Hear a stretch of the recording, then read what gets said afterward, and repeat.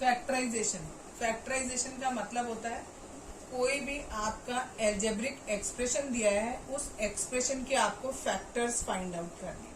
Factors किसे कहते हैं और कैसे फाइंड आउट किए जाते हैं। सपोज ये एक नंबर है खाली 12 के अगर आपको फैक्टर कहे जाएं तो आप ऐसे करते हो, प्राइम फैक्टराइजेशन करते हो, ठीक है, और ये आपके फैक्टर्स आ जाते हैं। क्लियर। अगर हमारे पास कोई एक सिंगल टर्म है, सपोज करो 4x²y, ये एक टर्म है, अगर इसके फैक्टर हमें कहे जाएंगे तो हम क्या करेंगे, जो नंबर है पहले उसके फैक्टर किए, जो वेरिएबल है आपके जितनी उन पे पावर है, यहाँ पर पावर 2 थी तो हमने 2 बार लिख दिया, y पर पावर कुछ भी नहीं है, दैट मीन्स 1 पावर है तो हमने ये लिख दिया। ये हमारे फैक्टर्स हो गए। ये किसके फैक्टर है, सिंगल टर्म के फैक्टर है, ठीक।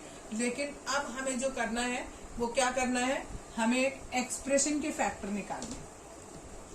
सपोज करो हमारे पास है 2x² - 4, अगर हमें इसके फैक्टर निकालने हैं तो हम क्या करेंगे, पहले आप 2x² के फैक्टर निकालो, 4 के फैक्टर निकालो, और जो इनका HCF आया, ये हमारा HCF आया, बाकी कुछ भी HCF में नहीं आया, उस HCF को यहाँ बाहर लिख दो, और जो भी आपका ये नंबर है, देखो 2x² था, इसमें से 2 हमने बाहर ले लिया तो दैट मीन्स यहाँ पर केवल x² बचा, और यहाँ 4 है, 4 में से हमने 2 बाहर ले लिया तो केवल क्या बचा, केवल 2 बचा, ठीक है। तो ये हमारे इसके फैक्टर्स हो जाएंगे, ठीक। एक और एग्जांपल बता रही हूँ।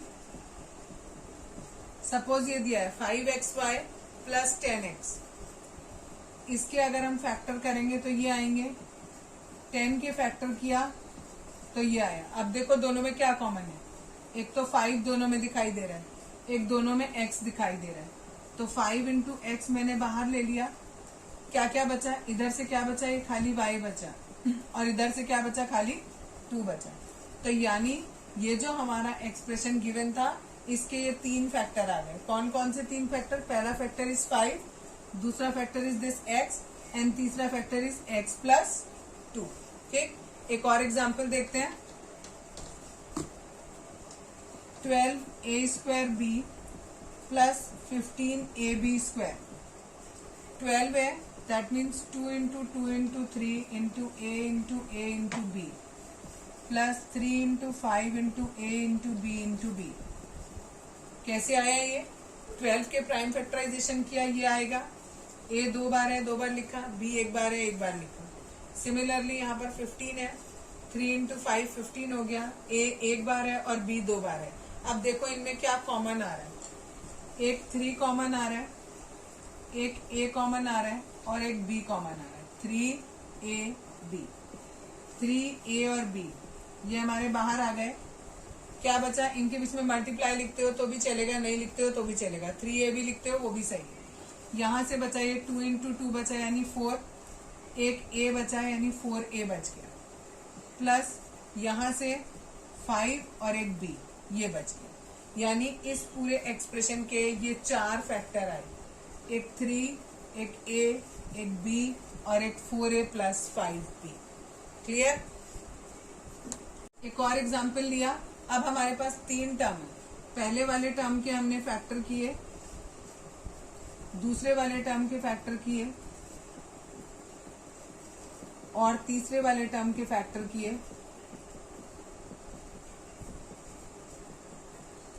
ठीक है।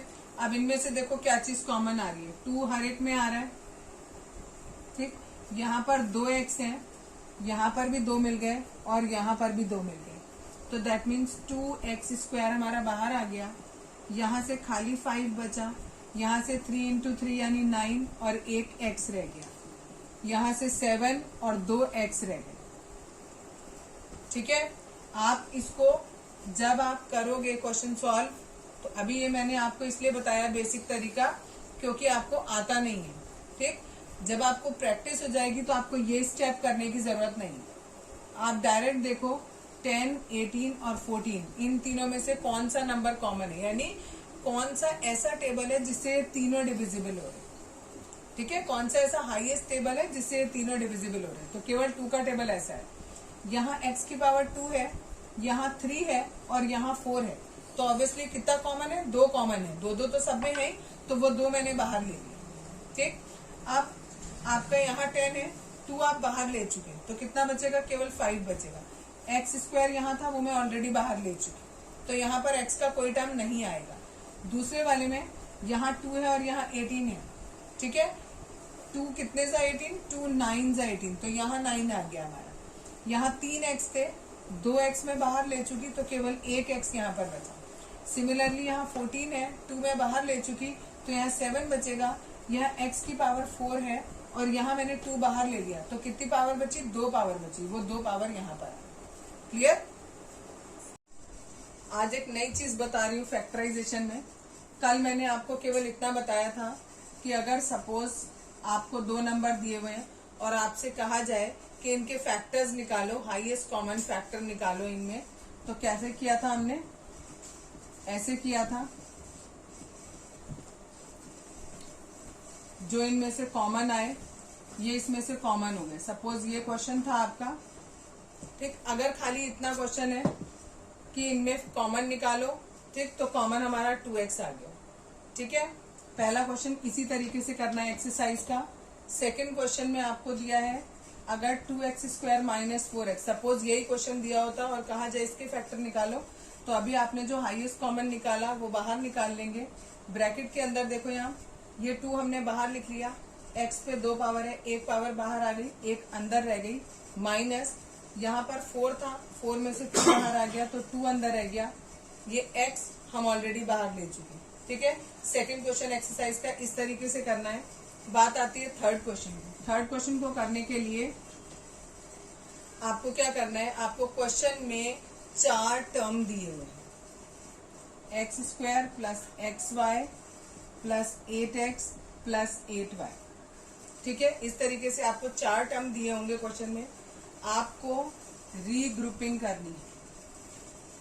रीग्रुपिंग किसे कहते हैं वो बता रही। रीग्रुपिंग में आप कभी कभी तो क्या होता है, जो क्वेश्चन में आपको दिया है आप वही ग्रुप ले लेते हो।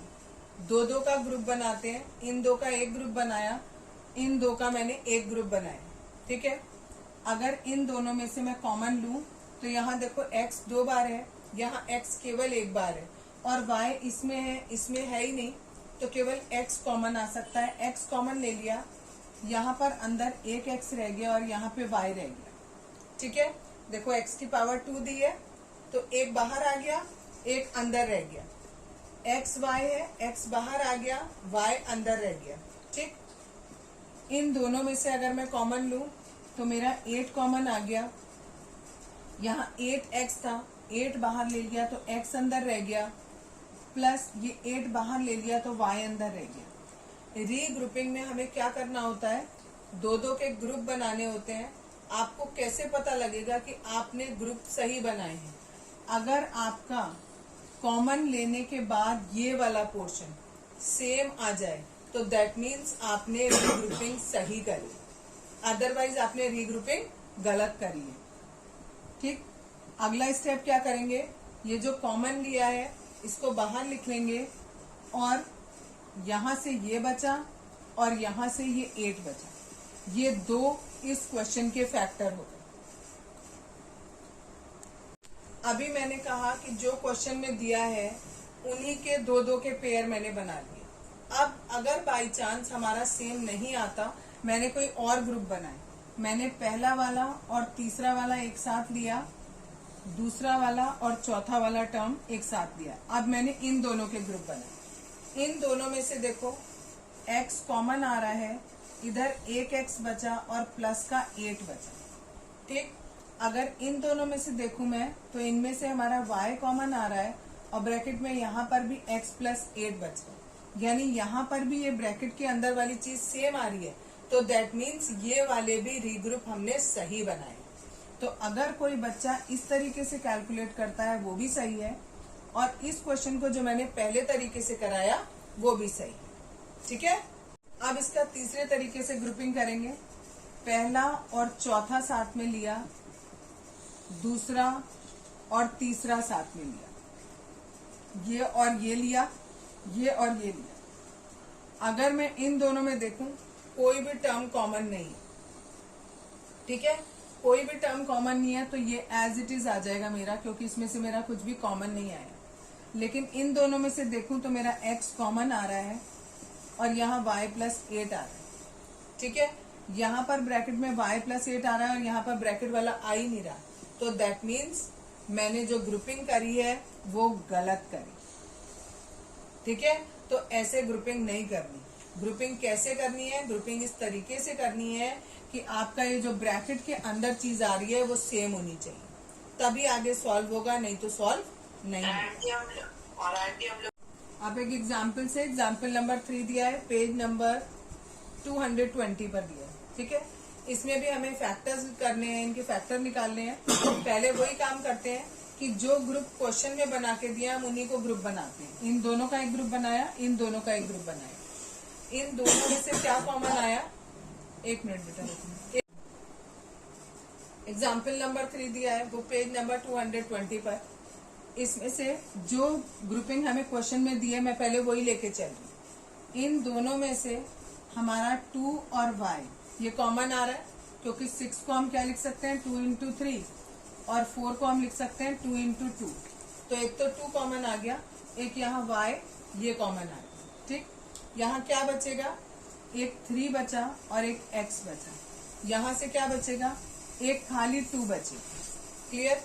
ऐसे ही मैंने यहाँ देखा, यहाँ 6 है, 6 को हम लिख सकते हैं 3 इंटू 2 और 9 को लिख सकते हैं 3 इंटू 3। तो दैट मीन्स 3 कॉमन आ रहा है। यहाँ से क्या बचा? 2 खाली, और यहाँ से क्या बचा? 3x बचा। अब यहाँ देखो 3x माइनस 2 है और यहाँ पर 2 माइनस 3x है, ठीक है। केवल साइन का फर्क है, बाकी सब कुछ सेम है। साइन हम कैसे सेम कर सकते हैं? कई बार हम साइन सेम कर पाते हैं और कई बार सेम नहीं कर पाते। अगर मैं यहाँ पर माइनस लगा दूं तो यहाँ मेरे सारे साइन चेंज हो जाएंगे। आपको पता है ना, बाहर माइनस होता है तो अंदर के साइन चेंज हो जाते हैं सारे।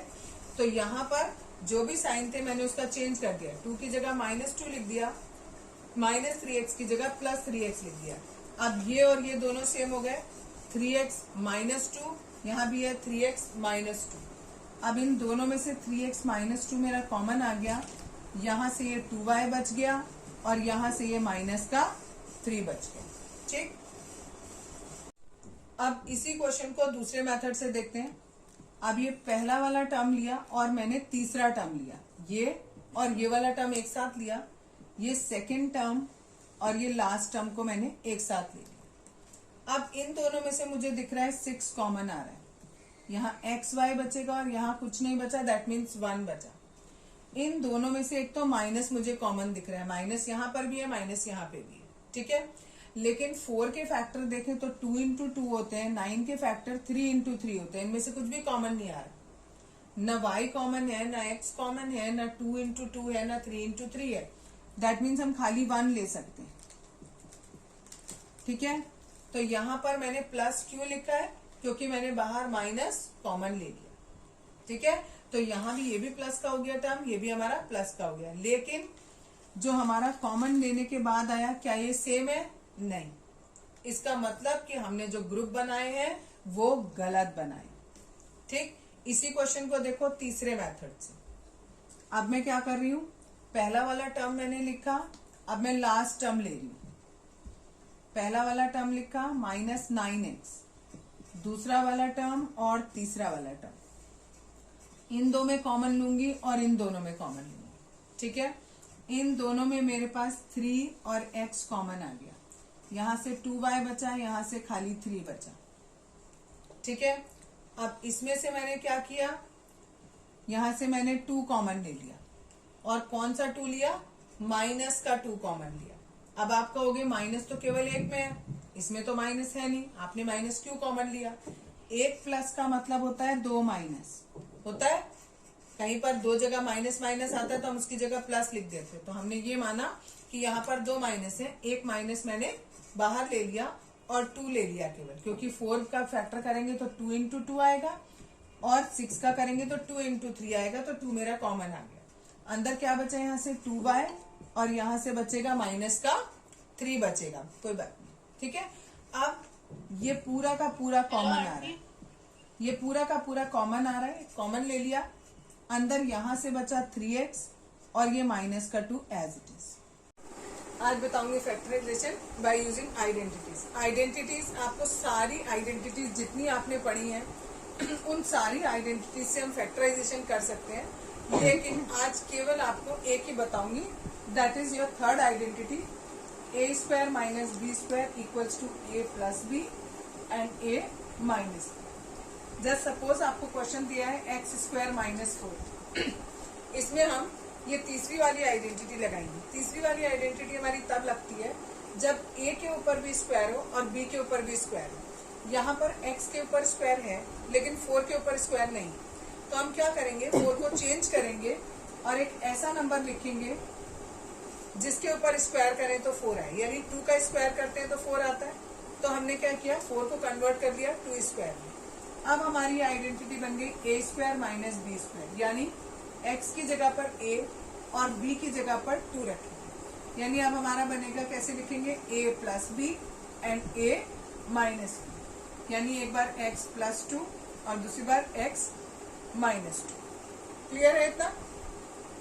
ठीक। एक और एग्जांपल देखो, एक्स स्क्वायर माइनस 3 दिया है, यहाँ पर भी सेम थिंग, 9 पे स्क्वायर नहीं है तो हम इसे लिख सकते हैं 3 का स्क्वायर, एक बार x प्लस 3, एक बार x माइनस 3। ठीक।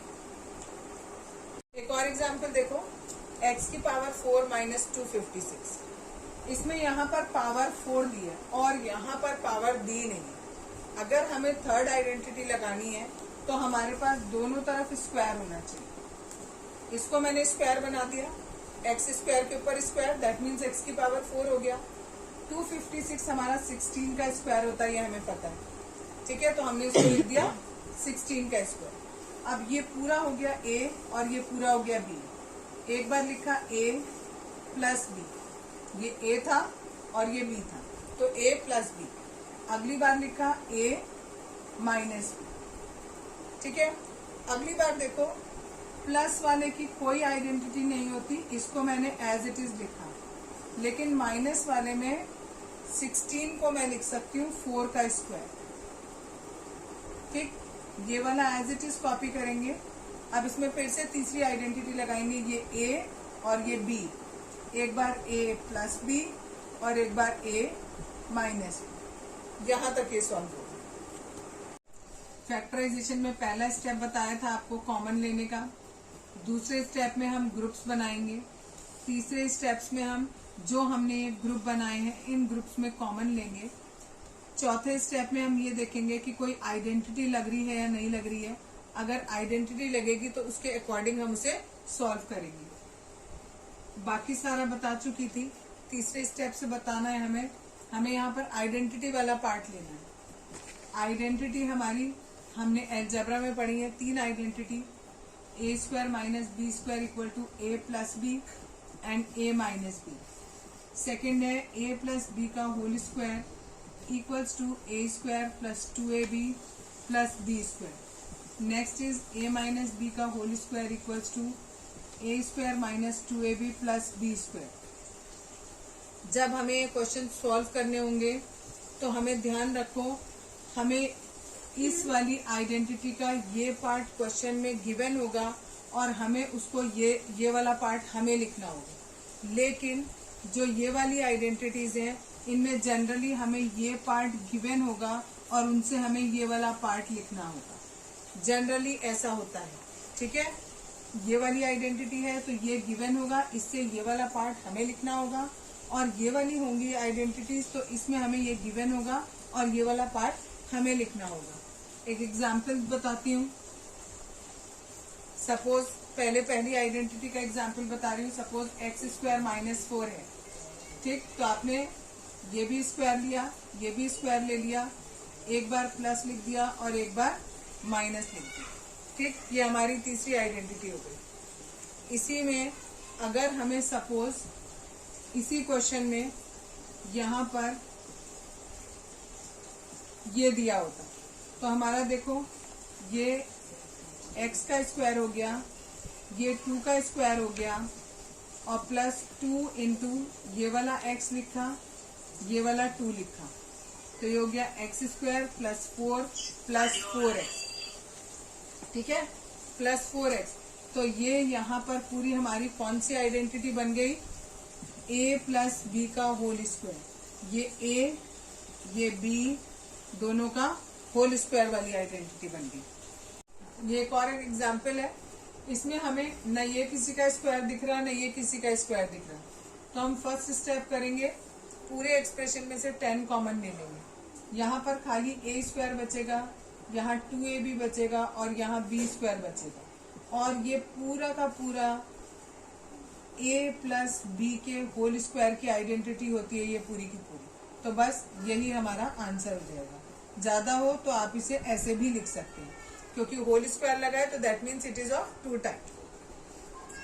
एक और एग्जांपल देखो, ये क्वेश्चन दिया है, suppose this is the question, ये first line is the question, ठीक। हमें इसका आंसर लिखना है, तो क्या हो जाएगा, इसको हमने थोड़ी देर के लिए a स्क्वायर माना, ये b स्क्वायर हो गया और ये माइनस 2ab, तो कौन सी आइडेंटिटी बनी, a माइनस बी के होल स्क्वायर की, जहां a की वैल्यू है x और b की वैल्यू है y, तो हमने लिख दिया x माइनस वाई का होल स्क्वायर। नेक्स्ट क्वेश्चन ये दिया है, पहले इसमें देखो दो स्क्वायर कौन से हैं, एक 16 स्क्वायर है, एक 9 स्क्वायर है। किसका स्क्वायर है, ये 4 का और ये 3p का होल स्क्वायर। अब हमने क्या किया, इस 24p को क्या लिखा, -2 हमें लगाना ही था पहले, क्योंकि यहाँ माइनस लिखा हुआ है तो माइनस और 2 हम लगाते हैं। a हमने इसको माना तो 4 लिख दिया, b हमने इसको माना तो ये लिख दिया, ठीक है। अब ये हो गया -2ab plus a square plus b square, तो ये बन गया हमारा a माइनस बी का होल स्क्वायर। a हमारा ये था, b हमारा ये था, दोनों के बीच माइनस और पूरे पर होल स्क्वायर। जो इसको a मानेगा वो यहाँ 4 लिखेगा पहले और यहाँ 3p लिखेगा, लेकिन जिसने इसको a माना है वो पहले ये लिखेगा फिर ये लिखेगा। दोनों आंसर सेम है, दोनों ही लिख सकते हो। ये नेक्स्ट क्वेश्चन, इस क्वेश्चन में हम सबसे पहले 4 कॉमन लेंगे, ये अंदर बच जाएगा। अब ये पूरे को हमें देखना है कि कौन सी आइडेंटिटी है। ये x का स्क्वायर है, 1 को हम 1 का स्क्वायर लिख सकते हैं, बीच में लिख दिया प्लस 2, ये हमारी a की वैल्यू और ये हमारी b की वैल्यू, तो 2ab, ये आ गया हमारा 2x, तो ये हो गया हमारा x प्लस 1 के होल स्क्वायर की आइडेंटिटी हो गई, ठीक। हाँ, ये नेक्स्ट क्वेश्चन, इसमें देखेंगे ये दो नंबर हमारे स्क्वायर है, ये a का स्क्वायर है और ये 4 का स्क्वायर है, और यहाँ पर माइनस है तो माइनस लिखा, 2 हमें लिखना होता है, a हमारा ये है और b हमारा ये है, ठीक है। ये पूरी हमारी किसकी आइडेंटिटी है, a माइनस बी के होल स्क्वायर की, तो ये हमारा आंसर हो गया। एक और क्वेश्चन ये दिया है, ये हमारा इसका स्क्वायर, ये हमारा इसका स्क्वायर, बीच में माइनस हमें लिखना होता है, 2 लिखना होता है, ये पूरा a ये पूरा b, तो यानी किसकी आइडेंटिटी बन गई, a माइनस बी के होल स्क्वायर की आइडेंटिटी बन गई।